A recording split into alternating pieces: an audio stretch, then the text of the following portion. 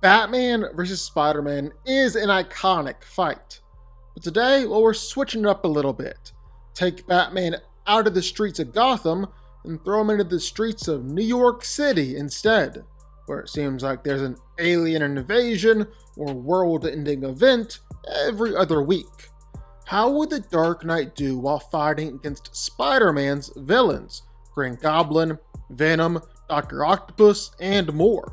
And can Batman come out on top? Well, today, that's what we're going to find out. Bruce Wayne was the son of wealthy philanthropist Thomas Wayne and Martha Wayne, and seemed destined for a life among the elite of the crime-ridden streets of Gotham City. That is, until his parents were shot dead in an alleyway while walking home. Forever scarred and changed by the loss, Bruce used his family's wealth to travel the world and acquire the skills, training, and technology he needed to begin his one-man war on the crime of Gotham City. He became Batman, a caped vigilante who crusades against the scum and filth of his home city's underworld. After becoming a founding member of the Justice League, Batman quickly became known as one of the most feared individuals in the DC universe, holding his own against superpowered criminals, monsters, and even gods, all in order to protect the innocent from those who would do them harm. And I want to give Batman his flowers here. The guy has trained himself until he's reached peak human physical levels, then basically shattered all records and became above peak human.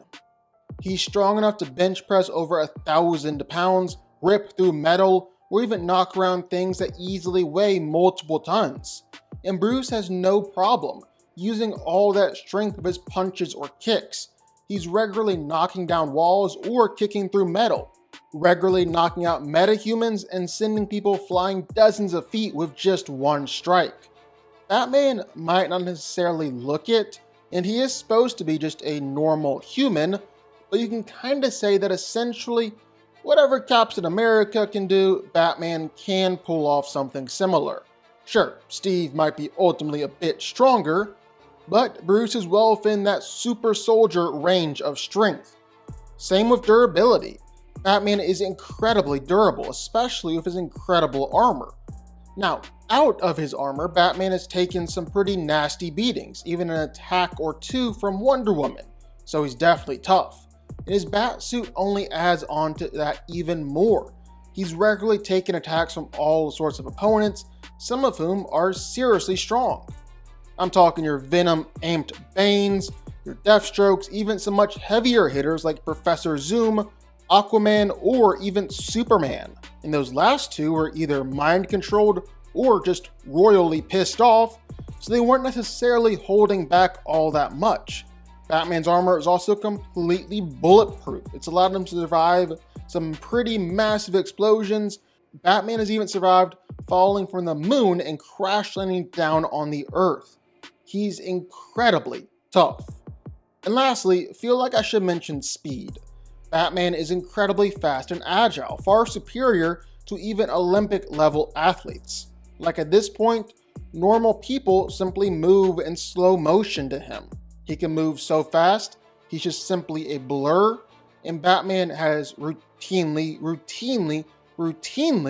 been able to dodge bullets and gunfire, even if it's automatic machine gun fire or bullets fired at literally point-blank range. Batman can still dodge all of it. He might still call himself just a normal human, but I think it's pretty clear that he's moved a little bit past that by now. But Batman isn't just in peak physical condition. That's not the only thing he's got going for him. He's also arguably the world's best fighter. And if you don't want to put him at the tippy top, well, you can count on one hand the people who are better than him. He's trained to perfection and become a master in every form of combat that there is. He can react and fight without even thinking, and is trained to be able to predict an opponent's move to the point where he knows his opponent's next move before even they do. He's an expert in every single fighting style known to man, a lot of other alien fighting styles too, and so he can quickly and effortlessly switch between fighting styles on the fly or to perfectly counter and take down an opponent. He's been able to regularly fight against some of the best martial artists in the world, like Lady Shiva, Bronze Tiger, Owlman, even Karate Kid. And you know what? He oftentimes wins these fights, like he's regularly been tested by the best assassins and martial artists in the world. Ra's al Ghul and Lady Shiva are constantly trying to test Batman with the best of the best, and they usually pick the most inopportune times, like when Batman is off his game or recovering from grievous injuries. But Batman still tends to come out on top every single time. There's a reason why he's known as the best of the best. He also comes equipped with pretty much every weapon and gadget you could possibly imagine, outside of guns and stuff, of course. He's got batarangs, his signature weapon, and he's probably one of the world's best shots when it comes to throwing them. He's got some pretty serious explosives, some of which can even stagger and knock back Kryptonians. He's got electrical weapons powerful enough to send out tens of thousands of volts, sonic grenades, even knockout gas or tranks that can put down superhumans. Not to mention, Batman is a literal super genius. He's a brilliant tactician, a master planner and strategist. He's routinely able to take down bigger or more powerful threats simply because he outthinks them. There's a reason why, even though he's still just a human, Batman is one of the most respected heroes and feared men on the planet. It's 'cause he's the Batman. Even if the Kingpin is at the bottom of this gauntlet, well, he's still going to be so much of a threat for Batman to take down. Seriously, Kingpin is a boss.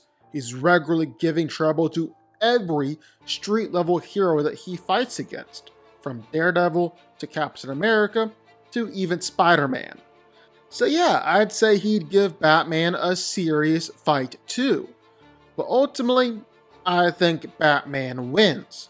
Mostly because he's got Bane in his rogues gallery, and Bane and Kingpin scale relatively to each other, with Bane maybe holding an edge. And if Batman is regularly beating Bane after a hard fight, I think the same happens with Kingpin. I really don't want to underestimate Doc Ock here. Dr. Octopus is a Spider-Man villain for a reason. He's regularly been able to tag Spider-Man with his tentacles. The tentacles are also able to hurt and overpower Peter. So not only could he grab Batman too, but he could also probably rip Batman in two if he actually wanted to. But Batman isn't just purely offense, and he's not a dumb fighter. He is the shadows, and I think that's what he would do. Stealth is as innate to Batman as the spider sense is to Spider-Man. And outside the tentacles, well, Doc Ock is just a normal guy. So, flashbangs, sonic attacks, gases, all stuff like that. Well, I think Batman plays it smart and stealthy and beats Dr. Octopus that way. I feel like this one's pretty easy for Batman, because honestly, Vulture is just a different version of Firefly, and Batman can pretty easily deal with Firefly. This isn't going to be hard for someone like the Dark Knight. Now, don't sleep on Mysterio's illusions. Not only are they able to regularly fool Spider-Man and get past his spider sense, but they've also tricked Doctor Strange and his magic, and Iron Man and his tech, and even Professor X. So yeah, his illusions are really, really good.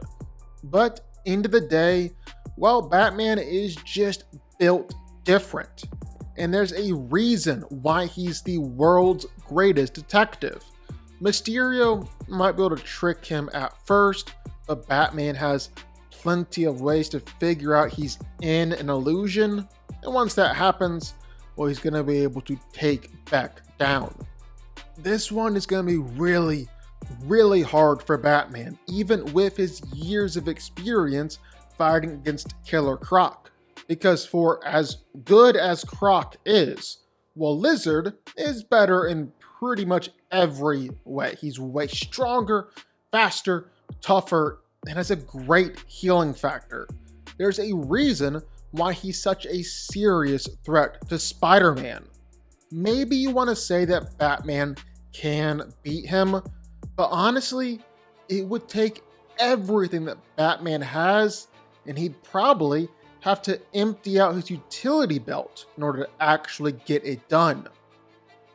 Green Goblin would be Batman's worst nightmare, considering that he's just as insane and crazy as Joker, but he's also smarter than Joker, and Bane has all the same resources as Lex Luthor and fighting skill and the physical power to beat up Spider-Man. Yeah, that's a hard man for Batman to beat in a random fight. And honestly, I don't think he can do it.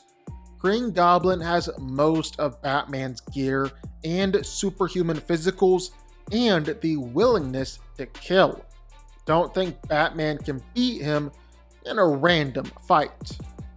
Electro definitely has the potential to beat Batman, but it doesn't help him that Electro is kinda an idiot and is constantly losing fights that he should be winning.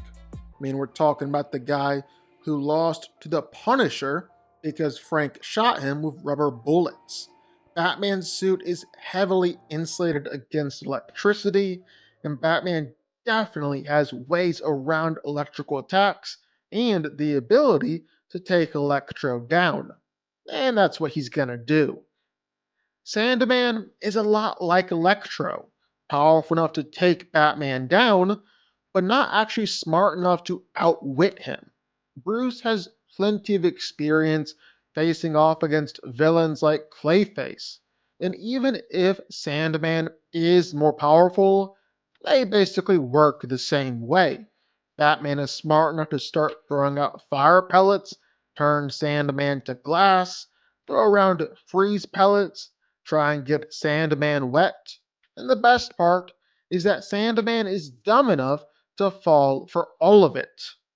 I don't really see any way that Batman will take Venom down, even if Batman is able to discover Venom's weaknesses as the fight goes on. Because at this point, well, Venom is just way too durable to his own weaknesses for Batman to reliably beat him that way.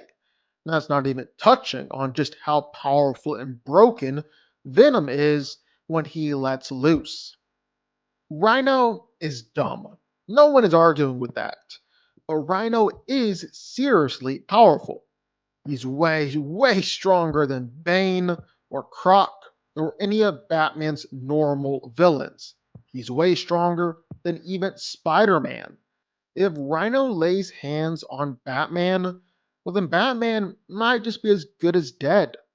But like we said, Rhino is dumb. And if heroes like Daredevil and Captain America have managed to take Rhino down in a direct attack before, well then everything that Batman has in that utility belt, I'd say he can do the same. Carnage is just like everything I said for Venom, except to an even greater degree, because Carnage is even more powerful. Heck, Spider-Man is oftentimes trying to just escape alive in fights with Carnage. I really don't see how Batman would fare any better. Carnage is just too powerful and too resistant to his weaknesses for Batman to stand much of a chance. If Carnage wants someone dead, well, he's really good at making that happen.